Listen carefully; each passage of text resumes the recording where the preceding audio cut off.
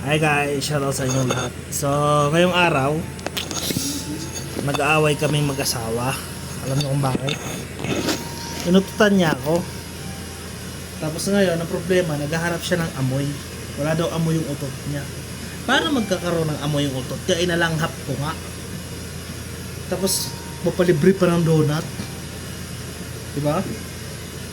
Pinagplansya pa ako lahat-lahat. Okay na ito.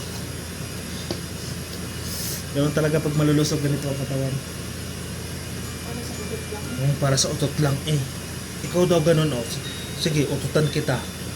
Singhutin mo lahat, tapos hahanapin ko yung amoy. Hindi naman yun yung first time. Anong hindi yung first time? Tuhan mo talaga. Puplansya na nga ako dito, tapos ganun. Ikaw na nga nagpatulong na magpa-lotion dyan sa pet mo kasi karga-karga mo yung anak natin. Tapos, ganun yung gagawin mo. Oo, ututan mo lang ako. Tapos sasabihin mo hindi sadya. Tapos sasabihin mo walang amoy. Malamang walang amoy kasi nasingot ko na lahat ng amoy. Nasingot mo naman ko eh. Bakit nagreklamo ka ba? Nasingot ko na. Ako po magre-reklamo. So, bawal ako magreklamo kasi nasingot ko. Normal ka ba? Tapos na. Normal ka ba? Abnormal? Nice ko mariusip. So, ganun pala yan. Ha? Gutom ka? Dapat nga ako nililibre mo kasi ikaw may kasalanan eh. Paano naging kasalanan ng umutot? Kasalanan, hindi kasalanan ng umutot, pero kasalanan mo kasi umutot ka sa mukha ko. Hindi ko sa... Hindi mo sadya. Ano, hindi mo kaya pigilan yung utot mo? Ako, teka lang. Pagkatapos ko nito, magpapalusyon ako ng puwet. Tapos maiigit ako. Sabihin ko sa'yo, hindi ko sadya. Tumalsik. Ano? Sige. Mayroon, pag-use mo na yun. Teka lang, hindi. Teka lang. Tayo mo ako matapos dito. Subukan mo lang talaga. Subok lang. Mayroon, pag-use mo ba? Hindi yung ganun. Hindi yung papakainin mo ako ng uto. Tapos ngayon, ikaw pa itong magagalit-galitan. Tapos ikaw pa magpapalibre ng donut. Ikaw na nga itong ano. Sige, hindi na daw na. Cake na lang. Cake mo mukha mo, sarado na. Bukas pa rin. Anong bukas pa? Wala pa nga sa isa. Ay, kalukuhan mo. Tsaka mahal-mahal lang cake dyan sa tabi. Masarap pero mahal. Tsaka wala na akong budget ko yun. Parang, tsaka wala pang sahod.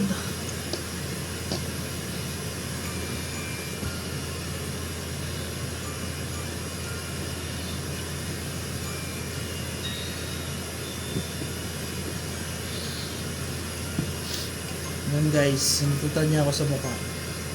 Ulit-ulit. Tapos sasabihin niya, hindi sadya.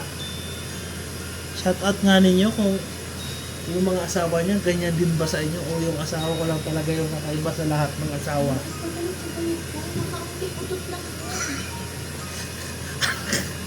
Kaunti-unti. Nalanghap ka talaga. Alsin, akala mo yung interview mo pumasok? Tapos sabay digay. Ako naman yung parang mo. Shoutout nyo nga kung yung asawa nyo is ganyan ba? Ganyan ba yung ugali? Comment down below nga ninyo. Comment down below nyo kung yung asawa nyo ganyan din ba? Yung bang magpapalotion, ganyan, tapos biglang uutot nang walang pasabi. Ganyan. Hindi ko pa makalimutan guys, meron pa pala. Kwento ko lang. Nanood kami ng sine.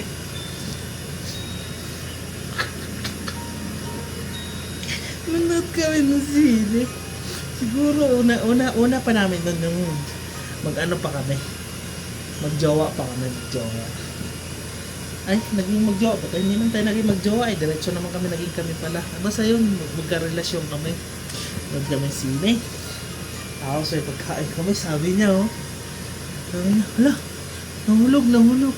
Kunin mo, kinuha ko. Ay, pagkuha ko guys, saka siya umutot. Sabi ko, ang baho. Sabi ko, ang baho, grabe. Ano sabi mo nun? Disappoint ka ba sa akin? Nagbumoto pa ka.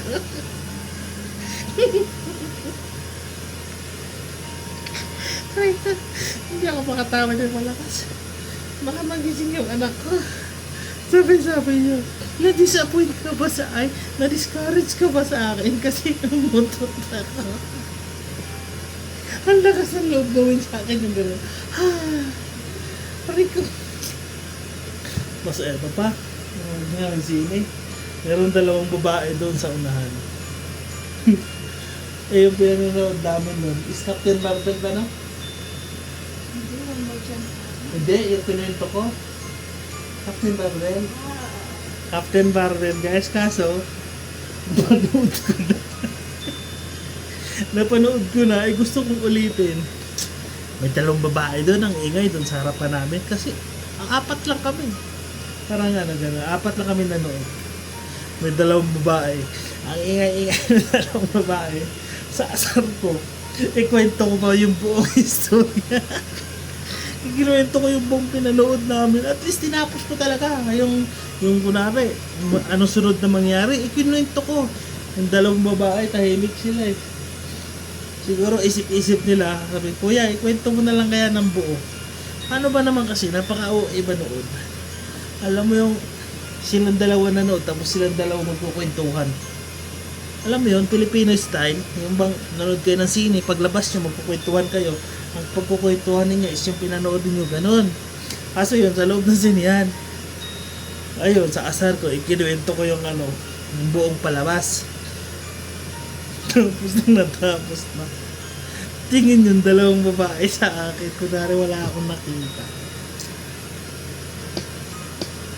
Pero best actress talaga nun, yung asawa ko, grabe. Ikaw ba naman eh, umutot eh. Tapos may pinaabot eh. Ay, wala talaga akong dalawang isip. Sinabi ko talaga, ang baho. Tapos sabay siya, na-discourage ka pa sa akin dahil umutot ako. Siyempre, gentleman tayo. Sabihin ko, hindi ako madi-discourage sa'yo. Pero grabe ang baho lang utot niya.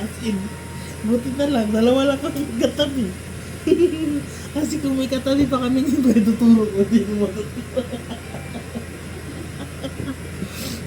Sabihin ko talaga, Kuya, ate. Ito. Sabi ko, asawa si Lumboy.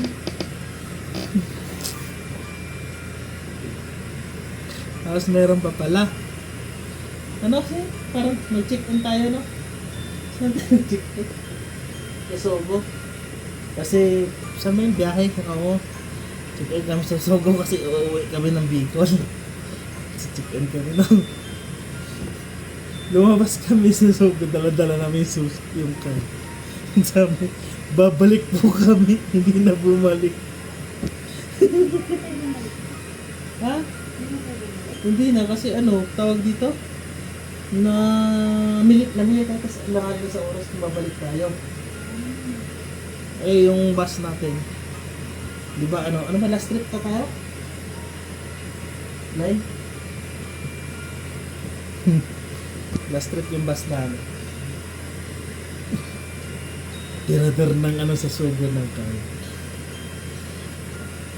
So, ayun lang. Dito na lang muna yung kwento ko. Grabe ang taba ko. Kunin mo, meron pa pala akong kung wala akong magawa dito, kwento-kwento lang. Na-miss ko makipagkwentuhan dito sa katabi ko eh. Minsan lang kasi ito makipagkwentuhan sa akin. Nakikipagkwentuhan lang daw kung may uutos. May uutos ka? Tsaka hindi na rin kasi ako masyado nagbablog guys kasi nga wala akong may content kasi nga yung anak ko is baby pa, syempre hindi ko maano. Busy ka pag cellphone mo. Oo, pagkarga ko siya, ganyan. Alam niyo ba yung baby ko yan? 4 hours ko yung nasa balikat. Pero yung mama niya, pagkarga niya, paglapag, tulog yan, nagpapabita, pero pa sa akin hindi. Alam niyo yung gano'n na feeling na yung anak niya is talagang naka-attach sa inyo. Pero pag yung nanay gumanon, no, gano'n agad. Tapos pag yung tatay gumanon, ayaw. Yung gano'n. Pero pag tulog style, akin talaga. Talagang siya sa akin. Ayaw niya nang lumayo sa katawan ko. Ayaw niya na siguro, mabawi kilikili ko. Ganon. Ganyan yung style guys. Yung ganyan kilikili. So yung mga tatay dyan, ganyan yung kilikili niya. Tapos Gano'n yung sa anak nyo. Para hindi yung tulog. Ganun yung gawin nyo. Kunin mo yung ano mo. Ay, nag-ano ako dito, nakikipag-point pa ako. Tapos, ano pa ba? Ano pa ba yung mga technique na tuturo ko? Ay, oo nga pala. Alam nyo ba yung ano, yung tawag na ano lang din to, singit ko lang din sa ano, sa mga magulang dyan na yung baby ninyo is merong, ano ba yun? Battle aversion? Battle aversion. Alam niyo ba yung sabihin ng battle aversion? Yung bang papadidein ninyo yung anak niyo tapos ayaw ganyan o iyak or something, ayaw na magdede, ayan. Nung una, nagdedede, tapos ngayon ayaw. Guys, once na gumanon yung anak niyo, huwag nyo nang ipilit. Huwag nyo nang hintay na umiyak, ganito, ganyan. Kailangan pag sinubo niyo yung dede, is kinuha niya yun. Pero pag umayaw siya, huwag nyo ipilit kasi magkakaroon siya ng takot sa ano, sa bote, sa dede. Yun ang battle aversion kung tinatawag. Ano yun, mahirap din yun. Kung ipipilitin mo yung anak mo na kailangan mo magdede kasi nga oras na hindi pa nagdede, ganyan. Pag po ganun katulad ng nangyari sa amin. Kasi nga, nag-aalala kami kasi 6 na oras na hindi pa nagdedede, ganito, ganyan. So, siyempre, talagang ipipilit mo yung dede, hindi pala ganun, kailangan pusa. Meron naman siya, tarang lalaroin mo yung dede, ganyan, laruin mo, tapos, yung katagalan, ano, yung parang gusto na niya, lalaroin mo, ihiga mo siya, magdedede. Ngayon, nagdedede na siya ng, ano, yung nakahiga. Hindi na katulad ng dati na kailangan mo pang patulogin. Pero ngayon, pinagdidede namin siya pag natutulog. Nagdedede naman siya ng tulog. Pero yung magka-battle aversion talaga siya, ang gagawin ng bata is, oo, ang gagawin ng bata is magtutulog-tulugan siya para lang ipadede sa kanya. Ganun ang gagawin niya. Yun yung ano ng utak niya na, matutulog ako kasi ganito, baka awayin ako ng daddy ko, ganito, pipilit yung bote, ganito, ganyan. May takot siya. Ano, tapos katagalan, nasanay na siya, tapos tinry ko, na pinahiga ko, tapos pinagdede ko, ayun, nagdede siya, ganyan.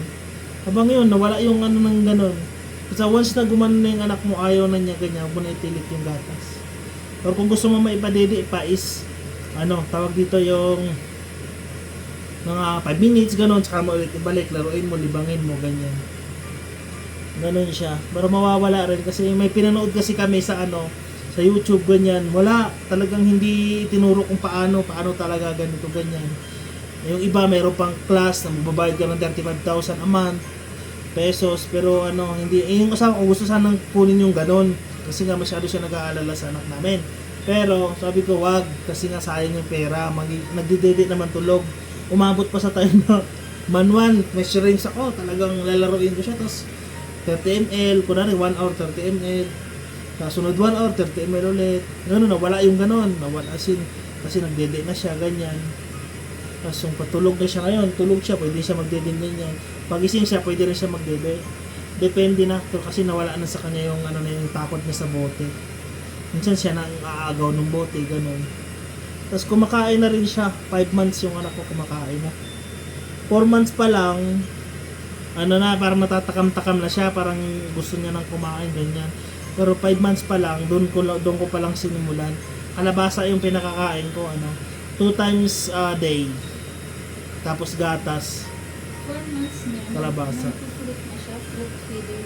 Oo, sa 4 months siya, nagpo-fruit na pala. Meron siyang, ano, fruit feeder, ganyan. Yun, hindi ako makapag-vlog nga kasi nga, tawag dito, busy, ganyan.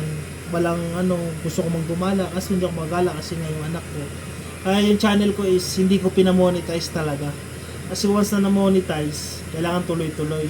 Baka magkaya dun sa isang channel ko na na-monetize na lahat. Kasahod na nga dapat yun, kaso nga nahintuan ko. Kaya yun, inalisan ng AdSense. Kaya gumawa ako ng panibagong channel. Tumaba nga ako guys, so, kasi wala talaga, ano lang ako. Bahay lang, ganyan, bantay bata. So, ako yung nag-sacrifice. Walang work. Palamunin ako guys. Palamunin. So, ayan guys, dito ko natatapusin yung aming video. Salamat! Ingat kayo lagi. Enjoy!